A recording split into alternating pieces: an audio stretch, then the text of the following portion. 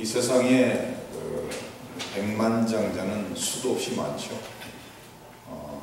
근데 백만장자에서 천만장자, 억만장자, 10억 만장자라 해야 되나요? 이 세상에 빌리언웨어가 한 2,000명 정도 된다고 합니다. 그러니까 빌리언웨어면은 밀리언이 1,000개니까 아주 돈이 많은 사람들이겠죠. 빌리언웨어가 한 2,000명 정도 된다고 하는데, 그 중에서 이제 항상 탑 10에 항상 있는 사람들이 이제 소위 빌 게이츠, 마이크로소프트를 시작한 빌 게이츠죠. 워런 버핏이라는 사람도 항상 그 상위권에 있는 것을 우리가 압니다. 그 빌 게이츠와 그 와이프 멜린다 게이츠 그리고 워런 버핏, 이 사람들이 시작한 게 있어요. 무엇인가 하면은 이 세상에 있는 빌리언애들에게 도전을 했는데, 무슨 도전을 했는가 하면은 당신들이 가지고 있는 모든 돈의 반 이상을 가난한 사람을 위해서, 연약한 사람을 위해서 도네이션 하라는 거예요. 그래서 한 2,000명 빌리언 중에서 소파 한 160여 명이 사인업을 했다고 합니다. 그 빌 게이츠와 멜린다 게이츠는 자기의 모든 재산의 99%를 이 세상의 약자들과 가난한 자들을 위해서 돈을 다 쓰겠다라고 커밋을 했어요. 우리야 뭐 이렇게 돈이 많아 보지는 못했으니까 모르지만은, 사람이 빌리언애가 되고 나면은 돈의 개념이 거기서 몇 밀리언 더 모으고 더 벌고 이런 게 의미가 없어지는 것 같아요. 대부분의 사람들은 전부 다 밀리언애가 되기 위해서 한평생을 돈을 따라가면서 살아갈 수 있지만, 이 소수의 사람들은 이 세상에서 자기가 벌 수 있을 만큼 다 번 사람들에게는 이 돈의 의미가 없어지는 것을 우리가 볼 수가 있습니다. 그래서 이 사람들은 전 세계에 있는 빌리언애들에게 끊임없이 도전을 해요. 당신들이 그 돈을 자식들에게 유산으로 물려줄 생각하지 말고, 그 돈을 전 세계의 약자들을 위해서. 그래서 이 파운데이션, 이 사람들이 하는 거는 전 세계에 필요한 것들을 제공하는 일을 하죠. 그래서 어린아이들이 이 수도시설이라든지 화장실 시설이 안 좋아서 일찍 병으로 죽는 그런 날에 가서는 화장실 시설을 만들어주고 수도시설을 만들어주고, 그래서 다양한 일을 이 단체에서 하는 것을 볼 수가 있습니다. 우리가 인생을 살다 보면은 참 인생이 짧다라는 것을 알게 됩니다. 제가 이제 지난주에 이제 집회를 갔다가 2주 만에 이 자리에 섰는데 되게 오랜만에 뵙는 것 같아요. 저는 우리 성도들 되게 반가운데 우리 성도님들은 어떠신지 모르겠어요. 엊그저께 금요일날 금요 예배 드리면서 보니까 왜 그렇게 반가운지 아주 오래 떠났다 온 그런 느낌이더라고요. 제가 집회를 하는 동안 전화를 받았어요. 지금 아는 목사님에게 전화를 받았는데, 이제 기도 좀 해달라는 그런 얘기했죠. 자기의 형님이 장암으로서 장암 말기에 있다. 근데 예수님을 안 믿는다라는 거예요. 예수님을 모르고 장암 말기인데, 이제는 상태가 완전히 온몸에 암세포가 전이 돼갖고 오늘 내일 한다, 이런 얘기 들었어요. 그래서 형님이 나이가 몇이냐 물어보니까 49살이래요. 그리고 엊그저께도 제가 전화를 받았는데, 저희 어머님이 전화하셔갖고, 저희 이제 매제가 되겠죠. 제 여동생의 남편, 형이 세상을 떠났다. 그래서 나이가 몇 살인가? 50이래요, 50. 간암으로 세상을 떠났다는 얘기를 전해 들었습니다.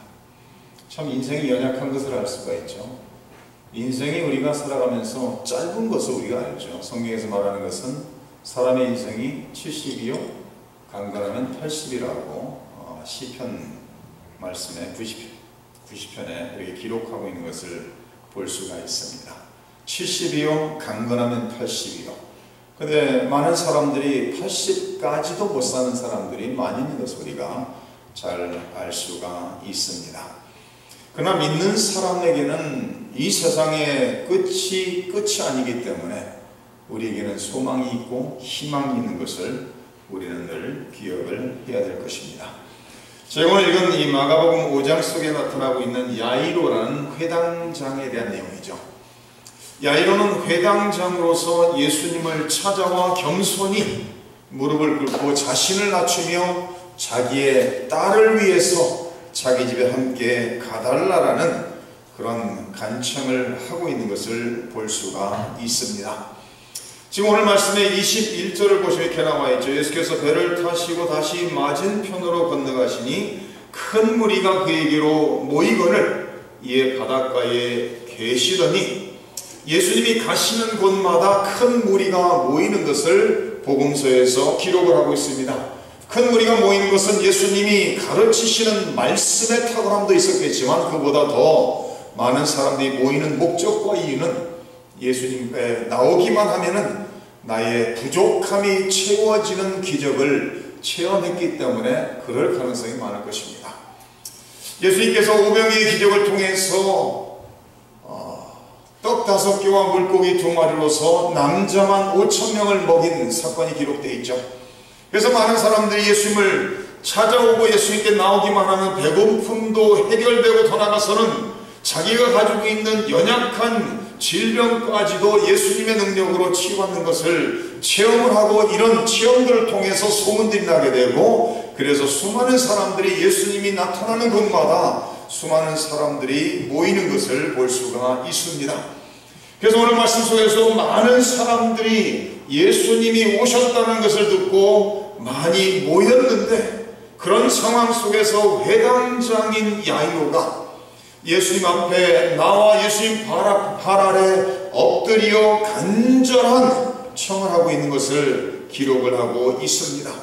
23절에 간곡히 구하여 이르되 내 어린 딸이 죽게 되었사오니 오셔서 그 위에 손을 얹으사 그로 구원을 받아 살게 하소서 하거늘. 이 회당장 야이로는 체면이 상관이 없죠. 다른 사람의 눈을 의식할 만한 여유가 없죠.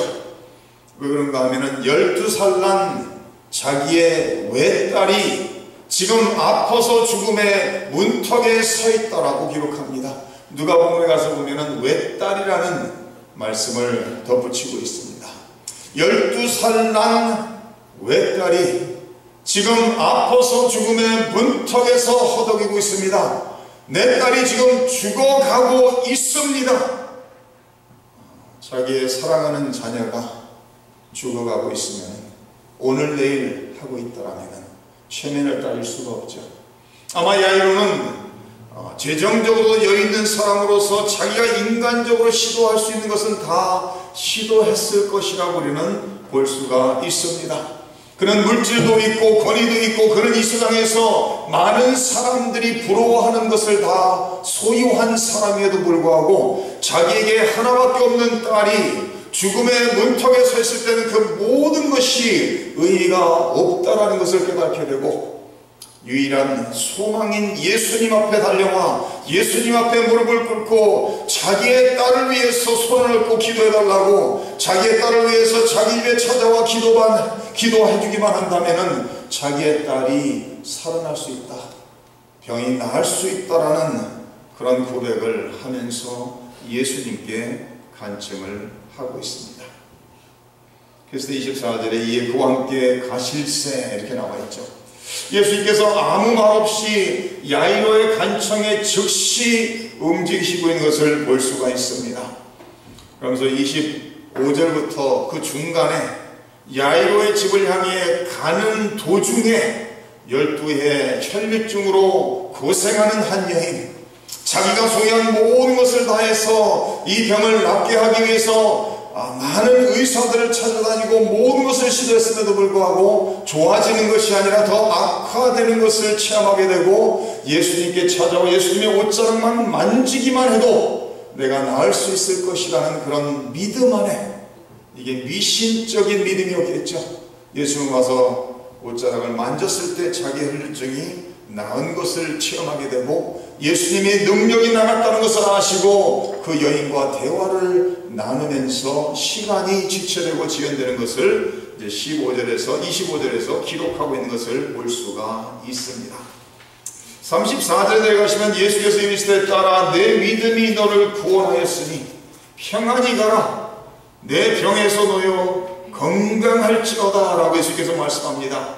아직 예수께서 말씀하실 때에 회당장의 집에서 사람들이 와서 회당장에게 이르되 당신의 딸이 죽었나이다. 어찌하여 선생을 더 괴롭게 하나이까.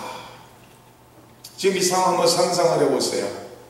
야이로가 와서 간절함으로 간청했을 때 예수님이 즉시 야이로의 집을 향해 가고 있습니다. 가고 있는데 한 12회 동안 혈류증으로 앓고 있던 여인을 만남으로써 여인이 옷자락을 만짐으로써 시간이 지연되는 그 상황 속에서 이미 야이로의 12살 난 딸은 죽었다라고 이미 그래서 그 집에 가족이든지 친구든지 누군가가 야이로를 찾아와서 도중에 야이로를 만나 당신의 딸이 죽었다라고 알려주고 있죠. 한번 야이로 입장에서 한번 생각을 해보세요. 얼마나 다급했으면 자기의 모든 체면과 이런 것을 막론하고 예수님 앞에 무릎을 꿇고 딸을 위해서 간청했는데 어쩌면 야이로 생각에 우리가 지금 당장 곧바로 우리 집을 향해 갔다면 내 딸이 죽지 않았을 수도 있을 터인데 병에 걸려 죽음의 문턱에 있었지만 아직도 살아 숨을 쉬고 있으니 예수님이 가셔서 손을 얹기만 하면 예수님께서 손을 얹으시고 말씀만 하시면 치유받는 그런 많은 기적의 능력을 들었을 것이고 아니면 또한 목격하게 됐을 터인데 야이로는 빨리 가기만 했으면 그런 생각을 충분히 할 수가 있죠. 그 소식을 들었을 때 예수님께서 36절에 이렇게 말씀합니다. 예수께서 그 하는 말을 곁에서 들으시고 회당자에게 이르시되 두려워하지 말고 믿기만 하라. 그런데 여기 한글 번역에서는 예수께서 그 하는 말을 곁에서 들으시고 이렇게 나와 있어요. 근데 영어로 보시면 이렇게 나와 있습니다. Ignoring what they said. 지금 야이로의 딸의 집에서 가족이든지 친구가 와서 이 소식을 전했을 때 그 전하는 그 모든 소식을 무시하고 야이로를 바라보면서 야이로를 격려하고 있다는 거예요. 두려워하지 말라, 걱정하지 말라, 그저 믿기만 하면은 하나님의 기적을 체험할 것이라고 기록하고 있습니다. 이 세상을 살아가다 보면은 고난과 슬픔과 죽음을 피할 수 있는 사람은 아무도 없어요. 그렇죠? 돈이 많건 돈이 적건, 많이 배웠건 적게 배웠건, 건강하건 어떤 상황에 처했든지 간에 인생을 살아가면서 고난과 슬픔과 죽음을 피할 수 있는 사람은 아무도 없는 것을 우리는 잘 알고 있습니다. 그래서 히브리서는 이렇게 말하죠. 한번 죽는 것은 사람에게 정해진 것이다. 창세기에 우리가 자란 창세기 3장 속에 아담과 하와가 불순종하고 죄를 지음으로써 하나님께서 벌을 내리시는 그 내용 속에 이런 말씀을 기록하죠. 아담이 이르시되 내가 내 아내의 말을 듣고 내가 내게 먹지 말라 한 나무의 열매를 먹었은즉 땅은 너로 말미암아 저주를 받고 너는 내 평생에 수고하여야 그 소산을 먹으리라. 땅이 내게 가시덤불과 엉겅퀴를 낼 것이라. 내가 먹을 것은 밭의 채소인즉 내가 흙으로 돌아갈 때까지 얼굴에 땀을 흘려야 먹을 것을 먹으리니 내가 그것에서 취함을 입었으니라. 너는 흙이니 흙으로 돌아갈 것이라 라고 성경 기록합니다. 아담과 하와가 죄를 지음으로 말미암아 죄의 결과로서 세상에 고통과 슬픔과 죽음이 들어온 것을 우리는 잘 알고 있습니다. 그러나 예수님께서 두 번째 아담으로 세상에 오셔서 첫 번째 아담이 하지 못한 그 모든 것을 하나님의 말씀과 뜻 가운데 완벽히 완전히 순종하심으로 말미암아 결국은 십자가의 어린 희생양으로 자신을 바치심으로 다시 한번 예수님의 십자가 희생을 통해 우리와 하나님과 깨어졌던 관계가 회복이 되고 하나님과의 막혔던 담이 헐게 되고, 그래서 우리는 다시 하나님을 아버지라 부를 수 있고 예수님을 구세주로 믿고 믿음의 자녀로서 하나님의 자녀로서 살아갈 수 있는 그 축복의 자리에 세워지게 되었습니다. 그럼에도 불구하고 믿는 사람들일지라도 죽음을 통과해서만 하나님 품으로 나갈 수 있는 것이 정해진 이치인 것을 볼 수가 있습니다. 우리 성도님들은 어떠세요? 예수님이 올해 안으로 오시면 좋겠어요? 아니면 내가 죽기 하루 전에 오시면 좋겠어요? 어떻게 생각하세요? 그 초이스가 있다면 어떤 분은 내가 살 거, 아마 시집장가 가신 분들은 그래도 결혼은 해보고 그래도 자녀 한번 낳아보고 이렇게 생각할 수가 있어요. 결혼하시고 자녀 낳으신 분들은 빨리 오시면 좋겠다고 생각할 수가 있겠어요? 저는 주님이 빨리 오시면 좋겠어요. 제가 이 세상을 살기 싫어서 하는 소리가 아니라, 제가 이 세상을 비관할 정도로 고통 속에 고난 속에 있어서 그런 얘기하는 것이 아니라, 주님이 오시면은 지금 우리가 살아가고 있는 이 세상보다 훨씬 더 좋은 세상에서 영원토록 주님과 함께 살 수 있기 때문에 저는 사실은 우리 살아생전에 오시면 좋겠다라고 생각을 하고 기도합니다. 우리가 살아있는 동안 주님이 오시면은 우리는 죽음이라는 관문을 통하지 않고 주님께 나갈 수 있잖아요. 얼마나 믿는 사람들에게 가장 복된 날이 될 것이고 믿지 않는 사람들에게 가장 저주스러운 날이 되겠죠. 예수님께서 야이로의 집에 도착하기도 전에 야이로의 12살 난 외딸이 죽었다라는 거예요.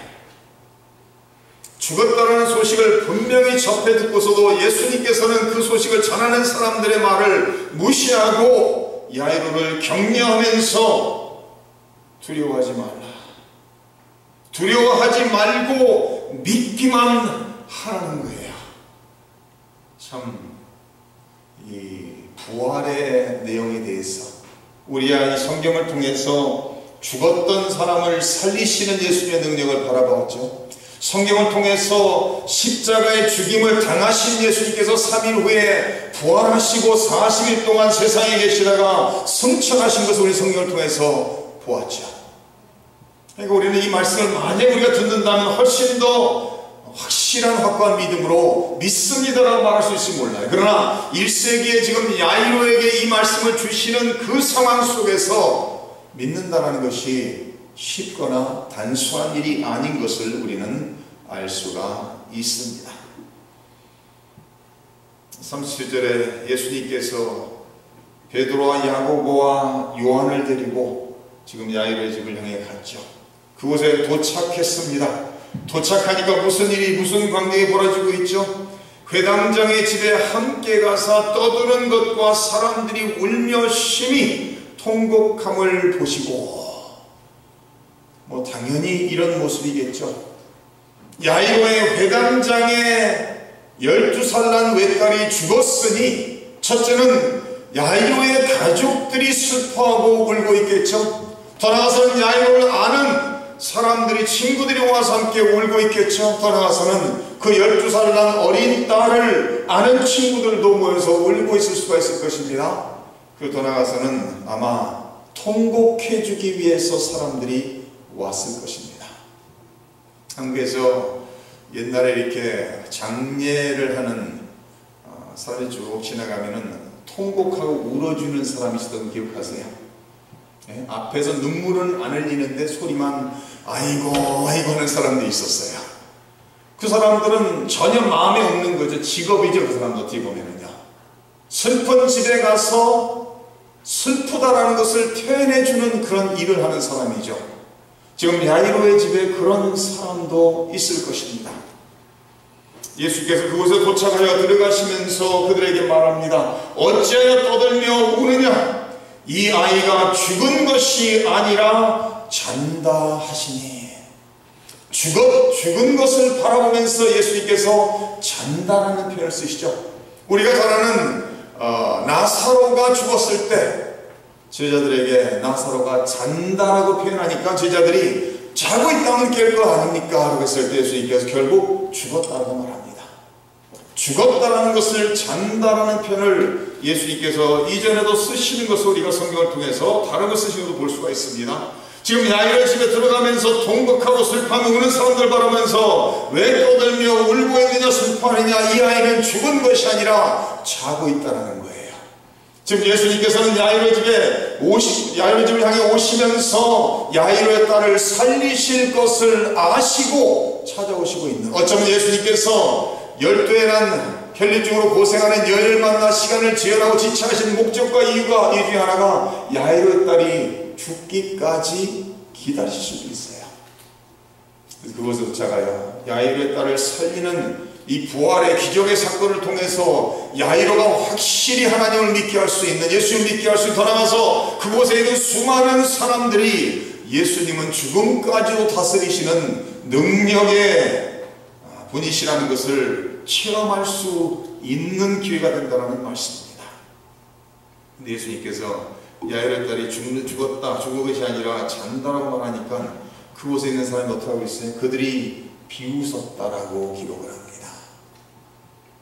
인간적으로 생각하면 말이 안 되는 얘기를 하니까 비웃을 수 있겠죠. 그곳에 있는 사람들은 믿음으로 예수님을 바라보는 것이 아니라 인간의 차원에서 인간의 생각으로 예수님을 바라보고 있는 것을 볼 수가 있습니다. 그래서 그곳에 있는 모든 사람을 내보내고 그 12살 난 그 아이의 부모와 베드로와 요한과 야고보 5명을 데리고 죽은 아이가 있는 곳에 들어가서 예수님께서 죽은 자를 만지면 부정케 된다는 것을 아시면서 그 12살 난 어린아이의 손을 잡고 딱 한마디 하세요. 그게 바로 달리다쿰이죠. 이 달리다쿰은 아람어예요. 아라메이크. 아마 야이로의 가정이 쓰는 언어였을 것입니다. 그러니까 그 어린아이의 손을 잡고 딱 한마디 달리다쿰 하니까 그 즉시 곧 그 아이가 일어나서 걸어다녔다라고 성경은 기록합니다. 예수님께서 어린아이의 손을 잡고 달리다쿰 하면서 내가 네게 말하노니 소녀야 일어나라 말씀하시니까 소녀가 그 즉시 일어나서 걸어다녔다라고 성경은 기록합니다. 이 광경을 목격한 베드로와 요한과 야고보와 이 어린아이의 부모 야이로 부부는 깜짝 놀라며 이 소식을 들은 모든 사람들이 이 사실을 듣고 크게 놀라고 또 놀랐었다라고 성경은 기록하고 있습니다.